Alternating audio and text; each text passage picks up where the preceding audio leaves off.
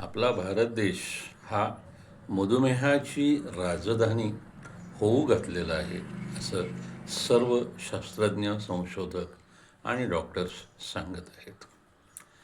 खाण्यापिण्याच्या बदललेल्या सवयी, जीवनशैलीतला बदल, विचारातला बदल, विश्रांतीचा आणि व्यायामाचा अभाव ही प्रमुख कारणं त्यामध्ये दृष्टोत्पत्तीस पडत आहेत.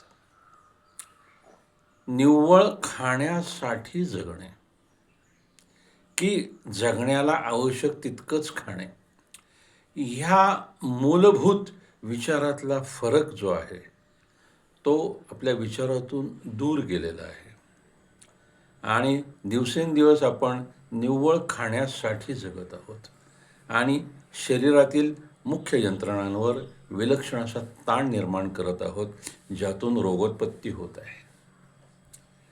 या सर्व गोष्टींचा वैज्ञानिकदृष्ट्या विचार करून आपला आहार विहार यामध्ये बदल करणं ही काळाची गरज आहे, हे आम्ही लक्षात घ्यायला पाहिजे आता तरी.